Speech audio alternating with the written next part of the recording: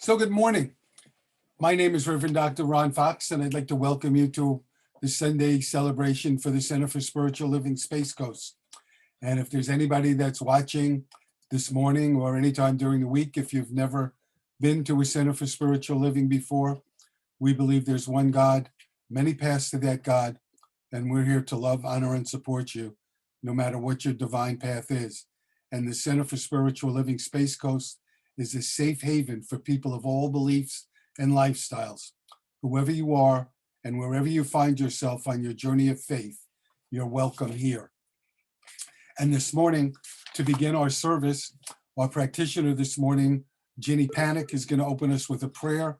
And then one of our congregants, Ed Powers, is going to do a spiritual reading for us. So let us come together as we breathe in and breathe out this beautiful air that God has provided us in relationship to the plants. There is the passing back and forth of this life-giving oxygen that is everywhere present. And let us join Rumbi. Out beyond right or wrong, there is a field. And in that field, there is light. And in that light, there is the understanding that there is only one. And that light radiates out from each one. And so I know that this God of light is everywhere present. And I know this God of light fills us and brings us into a greater understanding of who we are. And we live from that understanding. And as we live from that understanding, we are a light to the world. The world benefits from us just from lifting our consciousness. We change the atmosphere, not only in our own home, but everywhere we go and everywhere we don't go, because we affect the collective consciousness. And that love that comes from us, that light that comes from us, radiates out and touches all people. And so I'm grateful and thankful for this opportunity to move this light into the world, to share this light of who we are into the world. And so I'm grateful for the Center for Spiritual Living Space Coast. I'm grateful for Dr. Reverend Ron and his light and how he beams as he speaks to us today and brings forth a greater understanding of life, of truth. We are perfect indeed in the mind of God, perfect, whole, complete, and we live from that understanding. And so I give thanks for each one here, anyone on their way here, and I give thanks for anyone listening to this recording. So I just release this with thanksgiving and praise to the great I am that always says yes. And please say with me, and so it is. And so it is. Thank you, Ginny. So my reading today is titled The Purpose of Life by Ed Powers. Everything exists in awareness, in God. God is everything. God is all awareness. Now, we too have an awareness. We are a part of God and like God, except we, in our little human bodies and our little human brains, with our 5 limited senses, aren't aware of everything. So what is it about our life that would motivate the spirit in us to leave pure love and peace, awareness of everything, to venture living in our bodies with their limited perception? The answer has to be that life offers an amazing and wonderful adventure, totally worthy of God. Our minds simulate our environment based on our 5 senses and our beliefs. The simulation is an illusion, a representation of reality based on what we can perceive of it. What do the illusions make possible? The worthy of God reward for living as us is emotion. Can divine intelligence enjoy a beautiful sunset or a wonderful symphony? No. God, being aware of everything, is the sunset, along with the rest of the electromagnetic spectrum. Only humans with our limited vision can see and experience the sunset as we do. Only and sounds that we hear don't exist outside our head. To God, they are just pressure waves. Perception is not passive, it's creative. And every experience that we create, spirit has. And variety is the spice of life.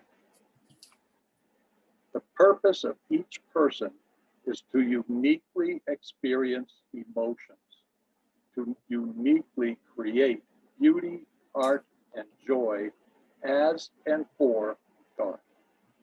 We are each the part of God needed for this. This is what we were built for. Go within and be guided by your emotions. Our collective purpose is to show God a good time and to enjoy and see the light in everyone else who God is experiencing also. We must include, honor, and appreciate each other because of our differences, for God's sake. Thank you, Ed. So good morning again. And the title of my message today is Seeing the Light in Everyone. And Eric Butterworth, the late Unity minister, said that as we live, we find ourselves in a strange dilemma. We become more and more dependent on people to help us live our life. And yet we find ourselves in competition with them, that life becomes a matter to see that nobody threatens or tampers with our rights or our position. And he said, that's because we're living life from the outside in. The tone of our life is being set from the outside. We become other directed, always on the defensive. And he said, I love this. He said, living from the outside makes us disturbable. Isn't that cool? Living from the outside makes us disturbable because what we do, we react to outside events. But he said, spiritual people have the freedom to love. And that since God is everywhere, love is everywhere. So wherever you and I are, not only is there God, but there's love. And when we become conscious of that, when we become conscious of God, living from the inside makes that possible. Living from the inside makes it possible for us to be conscious of God. No, my favorite book that Ram Dass wrote, and I've read several of them. My favorite book is a book he wrote with a gentleman named Paul Gorman, and the title of it is How Can I Help? And in the book, they say we don't just help because there's a need, but helping becomes an act of reverence, an act of worship, an act of gratitude. And I think anybody, any of us, I know we all have felt that on some level when we've reached out to help somebody. It's not just there's a need, there is a reverence and a worship about it. And he said, you know, when Mother Teresa was working with a leper that was dying, what she was seeing was Christ in all his distressing disguises. And she wasn't just helping a leper, she was loving God. And they say we help not just by what we do, but by who we are. And they relate a story of a woman who was looking for something to do outside of herself. And so she became a volunteer at her local zoo. And she got one of the things she did was she worked with I guess some of the keepers, and they would take animals out into the community, to schools and to hospitals, etc. And one day they were taking their animals to the forensic unit of a mental hospital. And when she got there, she knew, not personally, but she had heard of some of the people that were in this forensic unit because she read about them in the newspapers. And she considered them animals because of the gruesome ways that they had killed people. And her thought was, these people deserve to die. And she said that in that unit that day, she learned a really deep lesson, watching these people interact with the animals. She asked herself the question, who are you to condemn? And she felt this deep forgiveness within her. And she said, I went on a journey from fear to hate to loving all of creation. She said, it was a journey of wonder. And she doesn't understand how or why it began, but she's very grateful that it did. You know, Ernest Holmes, the founder of the Center for Spiritual Living, wrote, it is a lack of ability to get together that brings trouble to the world. So I was reading this week about an author saying, what if we imagined relationship in its purest state? We would find ourselves without a screen or without defensiveness. We would be able to resonate with one another. We would feel lighter. We would feel free. And we'd be open to each other without barriers. When we would be able to feel each other's feelings. When you felt good, I would feel good too. If you felt understood, I would feel that feeling of being understood too. If you're happy, I am too. And if you're suffering, I want that suffering to end. And I know you will support me, and you know I will support you.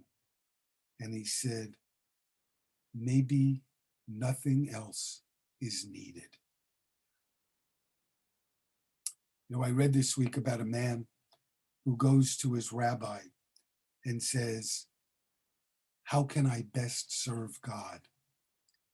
And his rabbi thinks for a moment and says, you can best serve God by whatever you're doing in the moment.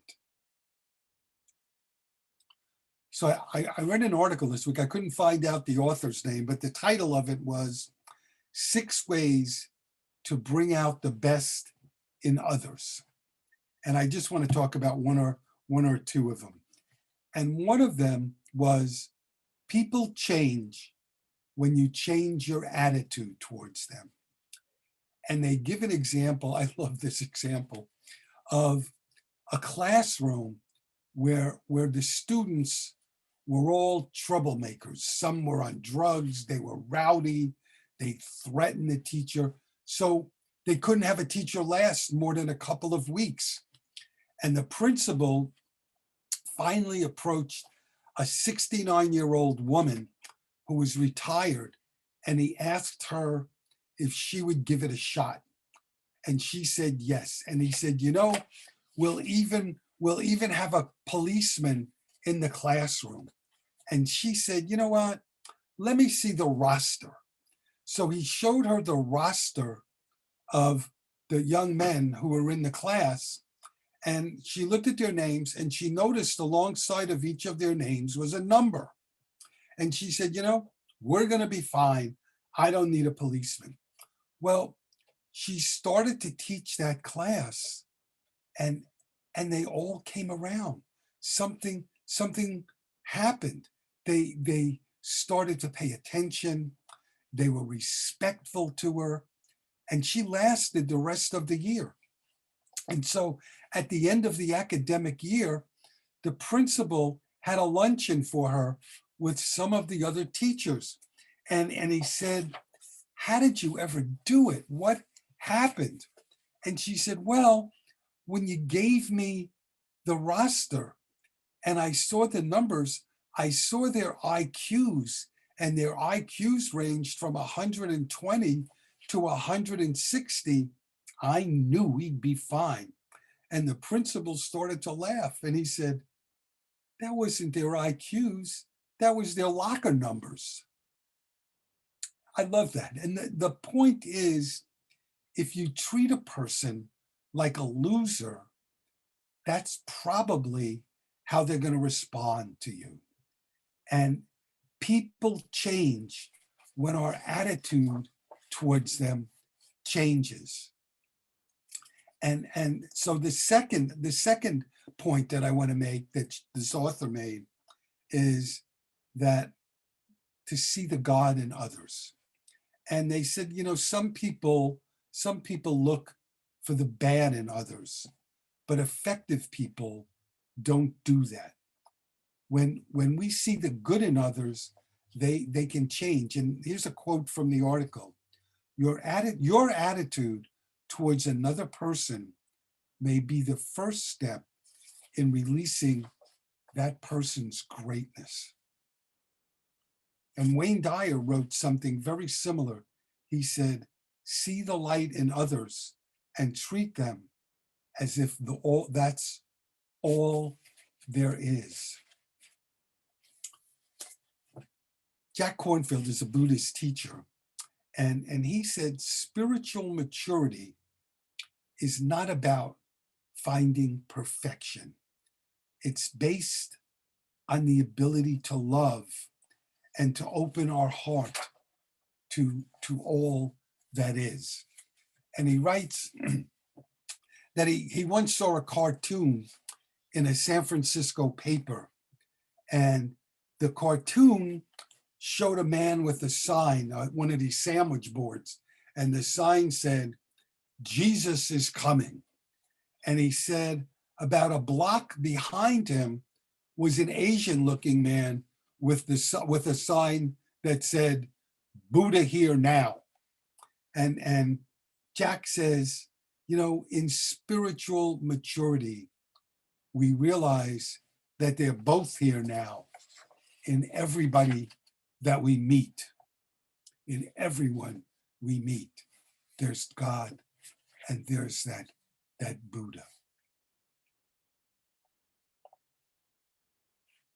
Barbara DeAngelis has also written a number of books, and honestly, my favorite book that I've read that she wrote is called Real Moments, and it's one of her first books.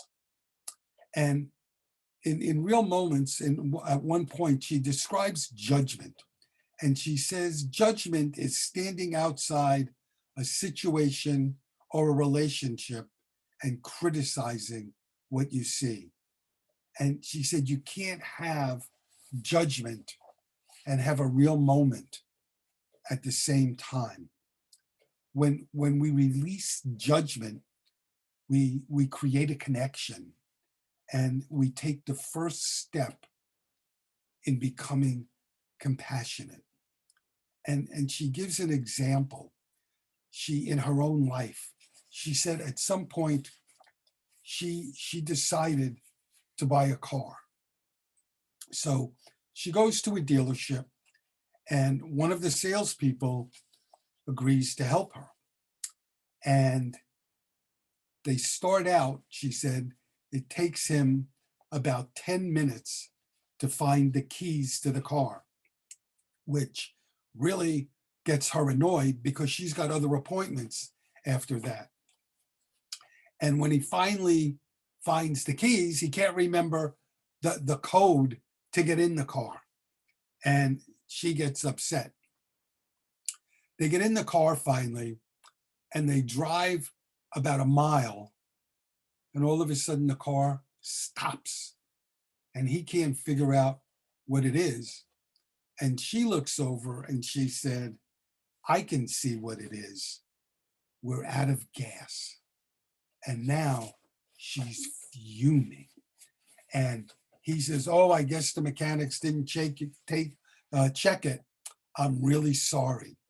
And so he goes to call the dealership, but he leaves her standing all by herself on the corner. And now she is furious. About 10 minutes later, he comes back. And she said when he came back, his face was beet red and his shirt was drenched in perspiration. And she got concerned that this guy might have a stroke. So she apologized to him and said, I'm really sorry if I was rude to you. I'm just in a real hurry. And he said, no, please don't apologize. It's me. It's my fault. I'm having a bad day. I'm having some personal problems. It's my mother. My mother was scheduled to have exploratory surgery today. And right before you came in, the hospital called me to tell me that the doctors found cancer all over her body and it's terminal. And tonight, after work, I have to go tell her. And I don't know if I can handle it. And Barbara DeAngelis said her eyes welled up with tears. And she thought to herself, no wonder he was distracted. And doesn't that make everything else that happened this morning insignificant? She said, intimacy occurs when the boundaries between you and somebody else melt. And that's when your hearts touch. Many, many years ago, the philosopher Philo said, be kind, for everyone you meet is fighting a hard battle. So there's an old Hasidic story about a rabbi who's teaching his class. And he asks them, he said, so how can you tell when night has ended and day has begun? And one of his students raises his hand and says, when you see a tree in the distance and you can tell if it's a fig tree or a pear tree. And the rabbi says, no. And one of the other students raises his hand and said, I know, when you see two animals in the distance and you can tell the difference if one is a dog and one is a wolf. And the rabbi says, no. And the students are frustrated. And one of them says, well, why don't you tell us? And the rabbi says, when you can look in the face of any man or woman and see that they are your sister or brother, until then, it is still night. So let me close this morning with these words from Ella Wheeler Wilcox. She wrote, so many gods, so many creeds, so many paths that wind and wind, while just the art of being kind is all the sad world needs. God bless you. Thank you for being here this morning or whenever you hear this message. And I hope you have a blessed week.